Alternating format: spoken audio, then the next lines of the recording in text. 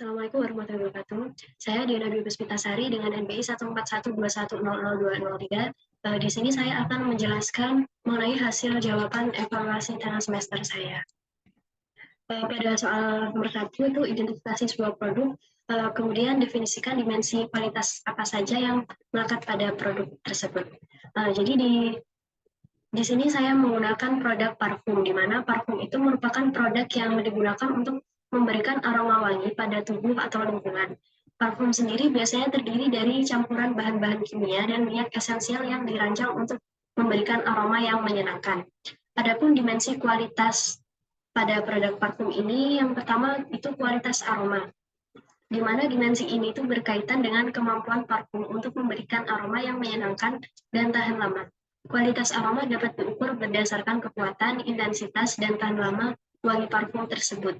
Kualitas aroma juga mencakup apakah parfum itu cocok dengan preferensi pengguna dan apakah aroma tersebut memadukan dengan baik dengan kimia tubuh pengguna. Kemudian dimensi yang kedua itu kemasan, di mana kemasan yang menarik dan elegan dapat memberikan kesan positif pada konsumen. Hal ini mencakup desain botol, label, dan kemasan luar parfum. Kualitas kemasan juga mencerminkan kualitas merek dan harga parfum.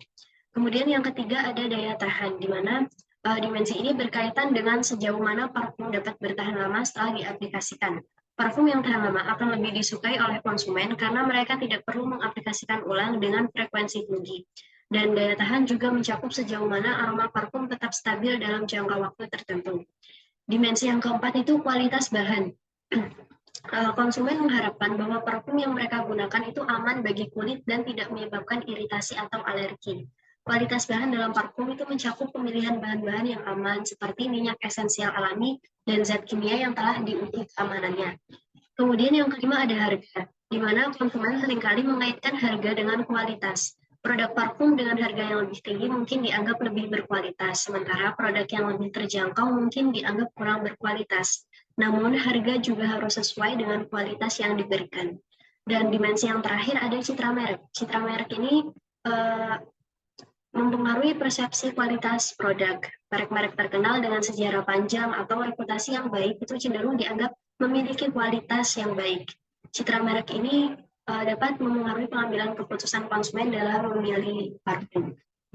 Kemudian soal nomor 2, sebuah perusahaan air mineral melakukan inspeksi untuk ketepatan volume minuman botol dalam kemasan 200 ml, di mana terdapat data hasil pengamatan itu sebagai berikut. Untuk pertanyaan yang A, menurut saudara dari identifikasi data di atas itu apakah jenis cacat pada data di atas?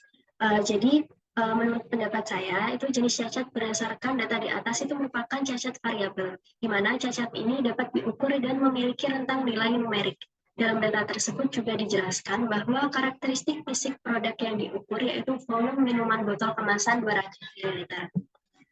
Kemudian pada poin B, buatlah peta kendali X dan R dengan menggunakan Microsoft Excel dari data di atas beserta hitungan rumusnya lengkap dan jelaskan. Jadi dari data tersebut itu akan dibuat peta kendali X dan R, sehingga pada pengerjaan Excel terdapat tabel di sini, terdapat tabel peta X. Ada X bar, di mana X bar ini diperoleh dari nilai average atau rata-rata.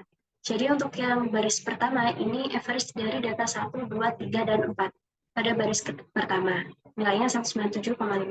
Begitupun dengan data-data di bawahnya, sama menggunakan rumus average. Kemudian pada data yang terakhir ini dijumlah total. Jadi total keseluruhan rata-rata dari kolom X bar.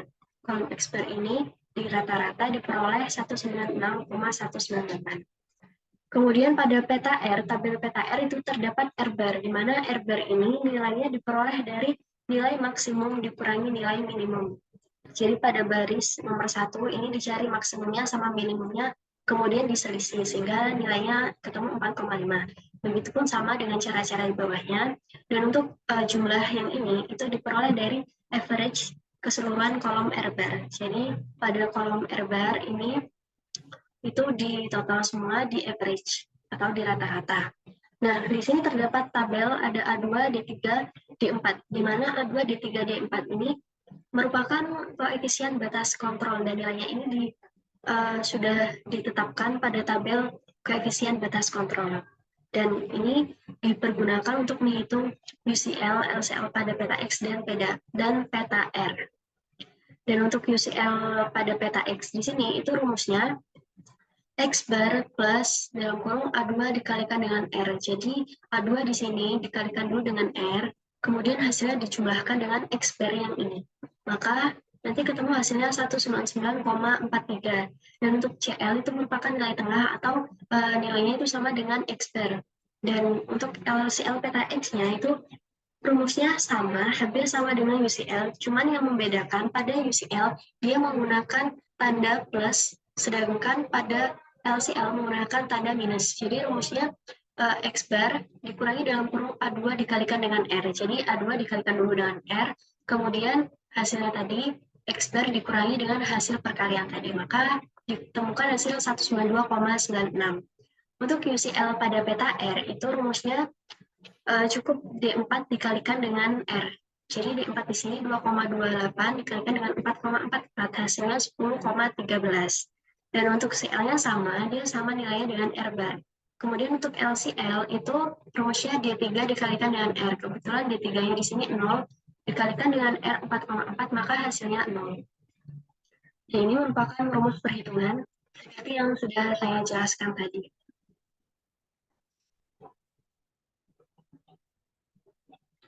Sehingga dapat diperoleh peta kendali X-nya seperti grafik berikut.